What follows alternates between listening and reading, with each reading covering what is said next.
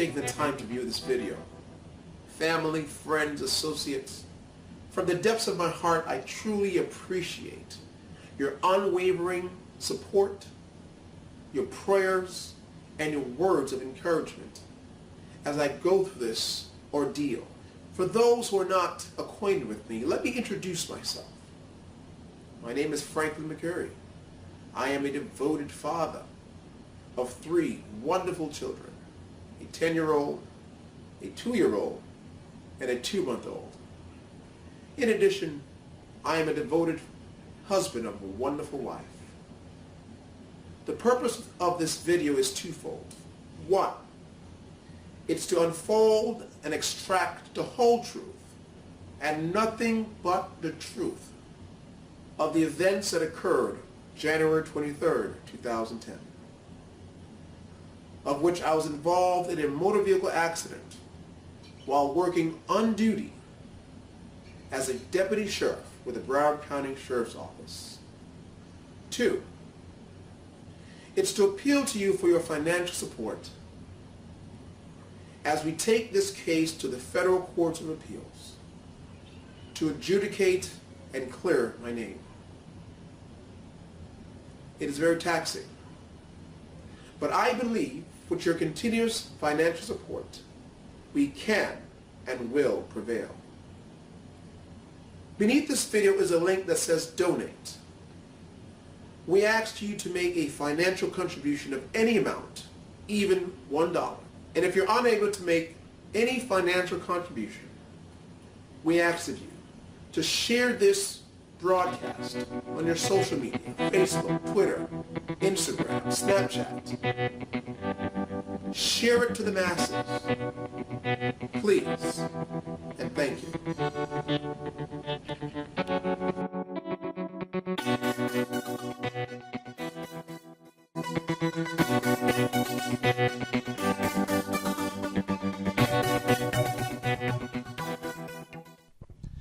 I want to thank you all for tuning in for another broadcast of Justice TV. Again, my name is Franklyn McCurrie, and I will be presenting this presentation to you guys today. So please bear with me as we get into the nits and cranny of this case. Not all pieces of data will be released today, but pertinent information will be divulged. And again, I appreciate you taking time out to view this presentation. So on your screen, what you see right now is a snapshot of the city of Oakland Park, in particular the eastern side of that particular city. Now, if you look at the graph, the photo itself, you see these blue markings. The blue marking represents the path of travel that I took to get to Cypress Creek Road from my particular zone. Now, where you see the little square here, that is actually my particular area. From here, you'll see that we have Oakland Park Boulevard, which is at the most southern end of the rectangle. We have Dixie Highway, Northeast 38th Street, and in addition to North Andrews Avenue. That rectangle, that square, represents my particular zone, and that zone is known as 12 Alpha 5 or 5 zone. 12 Alpha 5 was my dispatch marking at the time.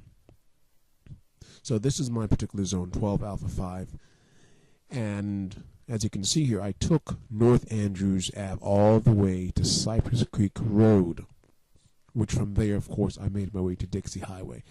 Looking at the entire graph, it looks as a very small route, but it's actually about almost 2.5 miles, the distance from where I was to Cypress Creek Road, due to, of course, the landscaping, etc. Now, this particular image gives you a much clearer image of the particular zone. Again, you see East Oakland Park Boulevard, Dixie Highway, Northeast 38th Street, and Andrews Avenue. This is my zone here. This picture here shows again Northeast 38th Street. It's located in 5 zone. That's where I was located when 12 Alpha, if my mind serves me right, 12 Alpha 8 or 12 Alpha 9 went out with a 13P, which is also known as a suspicious person, at Cypress Creek Road and about a block west of Interstate 95. So again, this was my location. I was just doing the normal thing, patrolling the area, patrolling my zone, listening to the dispatch radio of that deputy going out with that 13P, that suspicious person. I was just listening to the radio, was not hearing much from him, at which time I said, you know what, let me go check on this guy just to ensure that everything is well with him. Sometimes, again, you have good intentions, but those good intentions can at times get you jammed up, and we can see that evidently by my situation right now. So again, the best option that I had to get to Cypress Creek Road to that deputy's position was to take Northeast 38th Street to go northbound on Andrews Avenue to Cypress Creek Road. Now, looking at North Andrews and 38th Street, or that particular road, Andrews all the way down, is a very congested roadway. It has both businesses and residential houses literally on the bank of the road. So again, as a result of that, it took me nearly 7 to 8 minutes to arrive to Cypress Creek Road to assist that fellow deputy.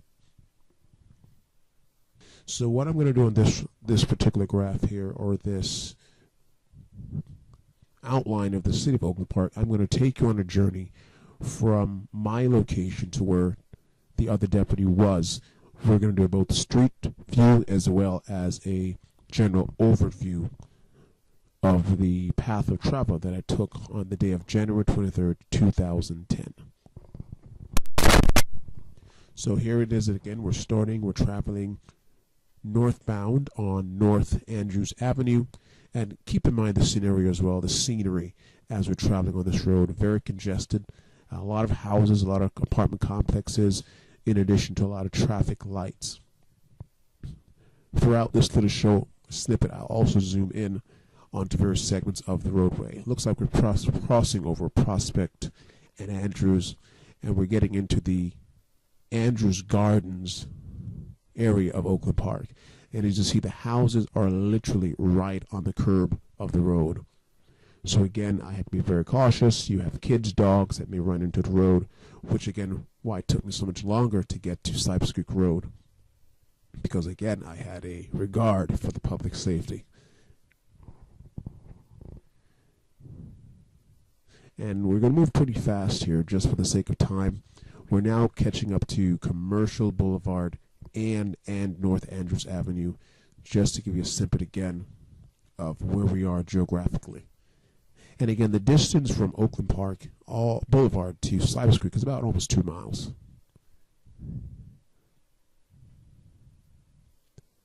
And the agenda of this particular snippet as well is to show that I had a regard for the public safety and that I was not driving with a wanton disregard for the public safety and others.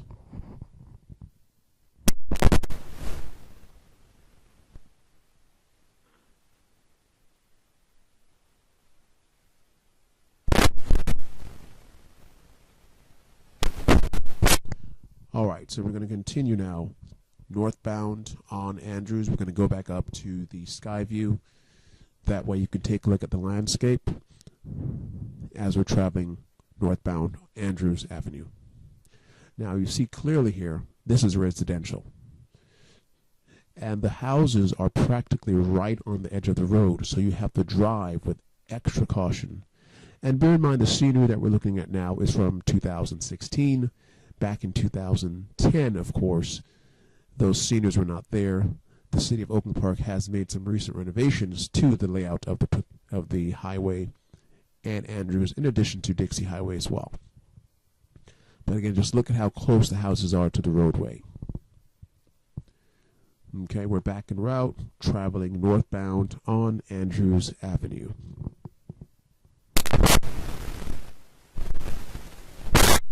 This intersection here is actually Northeast 56th Street in Andrews. If we were to go almost 12 blocks east, we would be on Dixie Highway where the accident actually occurred. And again, I apologize. Sometimes pixelation does take a little while to come through.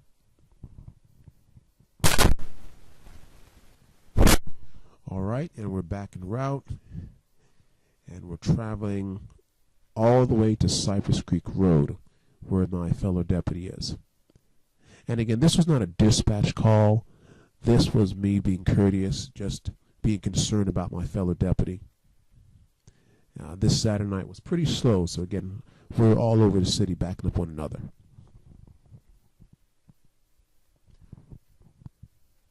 And again, take in mind all those traffic lights. We're now coming into connection with Cypress Creek Road and Andrews. We're going to go down to the street view so you can take a look again.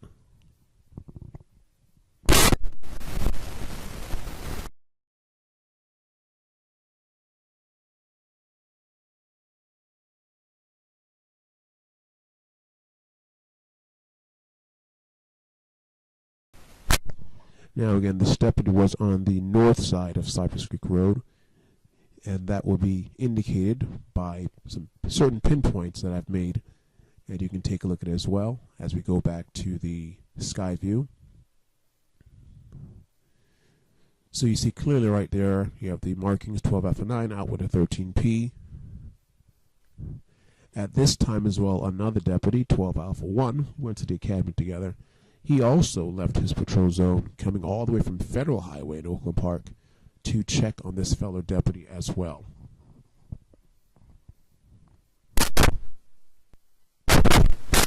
Now, of course, after we verified he was okay, everything went well, 12 Alpha 1 and myself, we pulled into the Tri-Rail parking lot. As you can see on the screen here, the red arrow from where the stop was. We pulled over into the Tri-Rail parking lot where we were just chatting the breeze, talking, going over reports, etc. It was at that time, a few minutes into the conversation, that 12 Alpha 6, another deputy, keyed up on the radio that he was going out on a traffic stop, which is going to be 600 East Commercial Boulevard, which is right where the Walgreens Plaza is. Dispatch then keyed up again, unit for backup. Now, I purposely did that where there was dead air, there was silence, no one speaking, because again, for about 5 to 6 seconds, no one keyed up, at which time I said, you know what, dispatch, show me en route to back up this deputy. So from this particular point now, I said my goodbyes to 12 Alpha 1, and I then proceeded, well, before I even moved out of the parking lot, I thought of which path would be the most amicable, which would be the easiest path of travel, less resistance. Again, I considered Andrews, which is a very straight road. However, Andrews now, there's so many factors there. One, it's a residential. Two, there's several traffic lights there, and sometimes it can be very congested. Then, of course, I had another option, 6th Ave I could not take because 6th Ave is not a straight road. 6th Ave again cuts through residential houses and it intertwines and twirls, so that was out of the picture. The last option that I had was North Dixie Highway. North Dixie Highway was the most amicable path of travel. One, because there was one traffic light. Two, it goes to a commercial zoned area where businesses are closed at that time. It's very similar to an industrial area at 10 o'clock at night. In addition, prior to me getting to commercial, there is a back alley road which leads right to the Walgreens Plaza, which was the idea or my plan of travel, which is something that is taught in the academy. Before you go anywhere, always have a plan of action. And that day I did, again, which disproves the theory that the state prosecutor had that I was driving with a wanton disregard for public safety. Because again, from point A to point B, there was always a plan of action that I had. So again, I pull out of the parking lot, the trailer parking lot, and I proceed to go east on Cypress Road towards Dixie Highway. We'll do a straight view as well as to a sky view.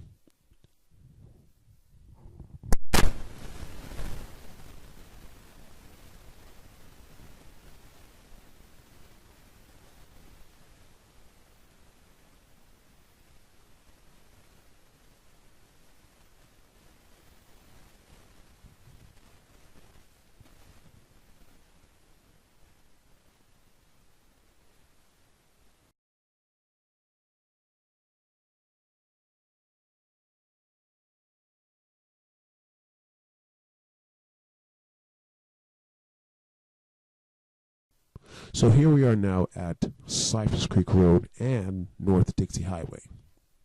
Again, this road has recently been renovated, so it does not accurately depict the roadway of January 23, 2010. As we travel down this road, you'll see that they've also made a dividing barrier of a bushel of trees that was not there 6 years ago. In addition, you have a bicycle lane, which was not there 6 years ago. And in addition, the roadways are a bit wider as well. A lot of renovations, so it does not accurately depict the roadway. Now, as you're traveling, I want you to bear in mind the east and west side of the road. What are you seeing? To the east side, you have a train track, which is about nearly 25 yards deep in width. And then again to the right, you also have vacant lots, medical offices that are closed on that side of the road. You have an empty school lot or a basket or a baseball court. Logistically, on this particular roadway, it's dead. It's a dead zone. Now, from a sky view, you're able to see things clearer. You have the train tracks to the east. To the west, you have the empty school zone. And bear in mind, this is 10 o'clock at night. Schools are not open at that time. One point to interject here. The state, in her presentation, advised that, well, this deputy was speeding where schools are located. To consider this again, it's Saturday night, 10 o'clock in the afternoon. Schools are closed. No one is there. She presented in her argument as well that, hey, at the accident, you have a McDonald's, you have a Publix, you have a Wendy's, which is completely inaccurate. She's placing a McDonald's and a Wendy's, which is actually on Commercial Boulevard, nearly 6 blocks on Commercial Boulevard at the accident scene. But again, from your own eyes, look and see. Look at the scenery. Do you see any houses? No. This is a commercial zoned area. It is an open road to closed businesses. All right, we'll proceed on from the sky view. And look, you see open fields, which is one reason why I decided to take this path. Now, because this roadway is less traveled, is commercially zoned, is one reason why I drove above the speed limit. Not to the degree that the state prosecutors presented. I will stand firm that I was not driving 89 miles per hour down Dixie Highway. That is inaccurate, that is bogus, that is a false narrative. As I stated from the indictment to now, my speed was between 50 to 60 miles per hour at the time of the accident. Now, Detective Wiley, for one, came on the scene and he said definitely speed had to be a factor due to the vehicle separating.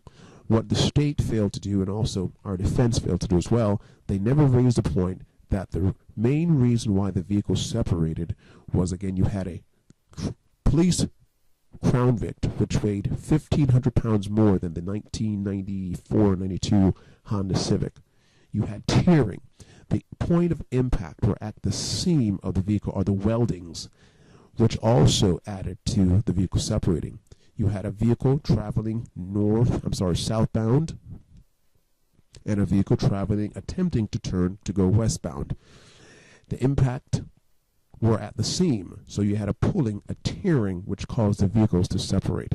It was not that the deputy or myself was going so fast that I cut the vehicle in two. There was other variables there in place, which of course was never brought up in court against what I wanted to do. Scratch that. So we'll continue on our path here. We'll go down to the street view as well. You can see also these medical offices, they're closed. There's a high, nearly a 12-foot fence that is protecting the building as well. You look to the west, the east, you have, the Gulf, the train tracks. So there's no sidewalks over there, no pedestrians over there. The only place that you'll find a sidewalk is on the west side of Dixie Highway with the recent renovation that they've done. Now, as we're proceeding down, I'm traveling in my far right lane, as you can see on the screen. There's a solid green light. There's no questions about that. The intersection light was green. There was no car or vehicle halfway across the intersection. There was no individuals walking on the street at the time of the day. It was a clear, the roads were dry, intersection was clear, no obstructions, and I'm proceeding through the intersection.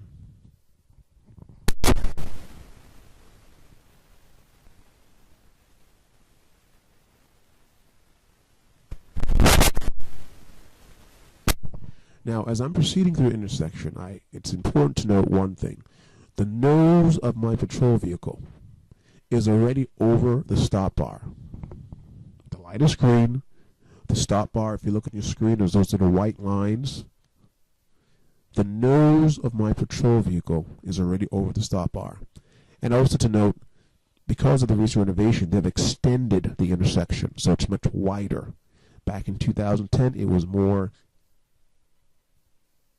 in line, it was a bit smaller, but they've modified the intersection itself.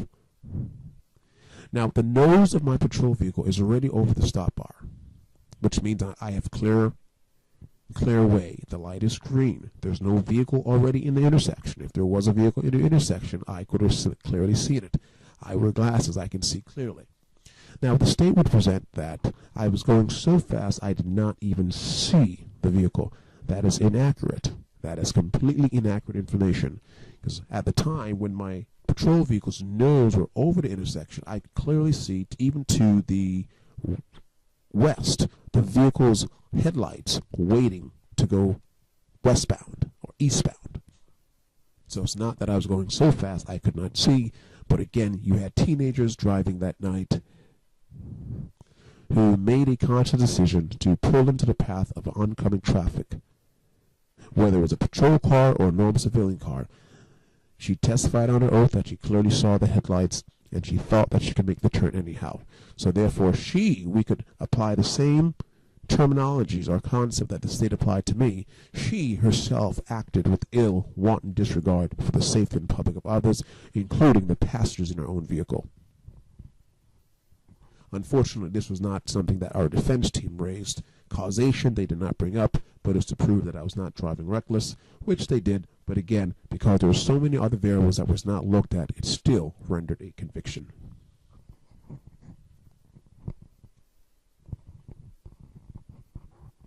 Now, I'm going to continue to let the screen run to give you more information on Dixie Highway. Now, looking at Dixie Highway, have you seen a McDonald's? Have you seen a Wendy's? Is there a shopping center at Northeast 56th Street and Dixie Highway? The only thing that you see at this point are medical offices, which are closed. If we continue to go southbound, you're going to come into the Oakland Park District Sheriff's Office. And that's important because, again, during the trial, we had several witnesses who came forth and said that they were passing the district sheriff's office when they heard the accident. The state attorney asked the question, why is it I could not see the pedestrians who were at the sheriff's office? Well, unless I had the eye of an eagle, I couldn't see them. Nobody could see them. Bear in mind, I'm traveling southbound at Northeast 56th Street, Dixie Highway. The sheriff's office is nearly 3-4 blocks away from there. There was no way that I could see those individuals, nor could I see the bicyclist who was traveling on the west side of Dixie Highway. It was not possible. Even the Department of Motor Vehicles will tell you that, because again, a vehicle's headlights can only illuminate up to 120 feet. And especially at night, there's no way that I could have seen them. Even the judge himself said, why is it I could not see them? Because I was traveling so fast, I could not see the pedestrians. That is completely inaccurate. It is a false narrative. Again, I'm going to continue to let it run that way from the street view. That way you can get a full synopsis of Dixie Highway and how it was misrepresented erroneously by the state prosecutor's office. Now, we're still not seeing a McDonald's, we're still not seeing a Burger King, we're still not seeing a Wendy's. All we're seeing are medical offices that are closed at 10 o'clock at night. Now, as we get closer and closer to Commercial Boulevard, you begin to see now more businesses on the west side of the street. You now begin to see a sidewalk on the side of the street. Now, quick stop here. If you look on the screen, you see there's a little roadway here. As I mentioned earlier, that my intention was not to go to Commercial Boulevard directly, but to take the alley road, which would then lead me to where 12 Alpha 6 was and assist him with his backup call. Had it not been for that vehicle turning into the path of my patrol car, this accident would have never occurred. That's the bottom line. Now, of course, I take responsibility for my actions of going above the speed limit. Yes, I will never deny that. I have accepted responsibility. However, the other driver has failed to do so. And just to reflect it on the record, the same driver refused to speak to police for almost 5 years until she was subpoenaed. That says something. An innocent person does not run or flee from the police if you have nothing to hide.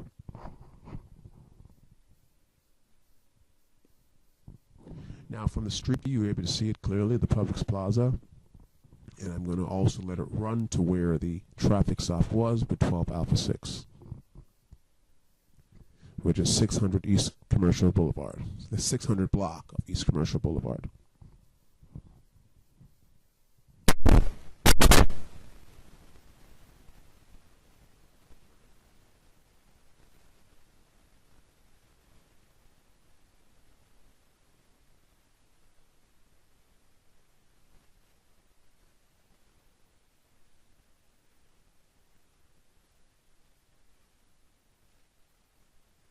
So now you can see for yourself the path of travel that I took.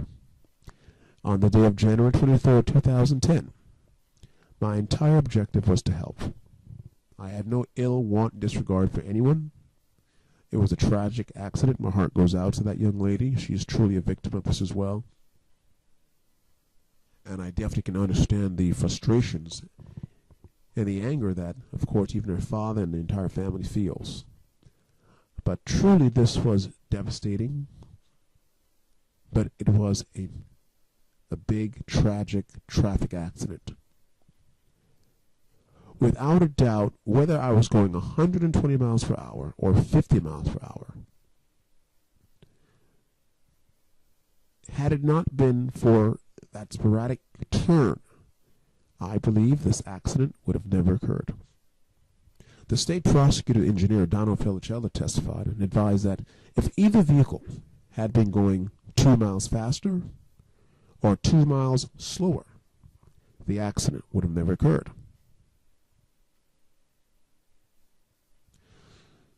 So it really boils down to it being not a criminal matter,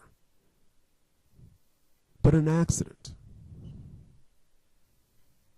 And for an overzealous prosecutor to take this upon themselves to want to prosecute a police officer in doing his job, it's not right, it's a travesty, and it has to be fixed. But the whole point of this video is not to come and murmur and complain again, but this video is to bring forth truth, shed some light on the events that occurred January 23rd, 2010. There are some further documentations as well that I would like to present to you. For example, the autopsy report. The autopsy report revealed several things. One, that the deceased, Carrie Caitlin, had a blood alcohol level of 0.04. Now that's below the 0.08 allowed in the state of Florida. However, you had a 14-year-old girl with a blood alcohol level of 0.04. which we were not allowed to present in court. There have been many explanations for that, advising that, well, the body automatically produces alcohol in its system after a while, after the body has been dead for a few hours. But she was examined the very next day. Secondly, the driver of the vehicle failed to communicate or speak or even give a statement to law enforcement until she was subpoenaed. If there was nothing to hide, why do you evade speaking to law enforcement? From day one, I have always spoken with them. I have nothing to hide. It's so amazing that those who want to help sometimes turn out being the person who are accused and wrongfully convicted. Now, also bear in mind there are several other things you cannot bring up. The fact that these young children were not wearing seatbelts. The fact that Heather Mayer had a horrible traffic record. She was cited 6 times in 1 year, mainly for failure to yield, failure to change lanes properly, and failure to use seatbelts. We cannot present that information.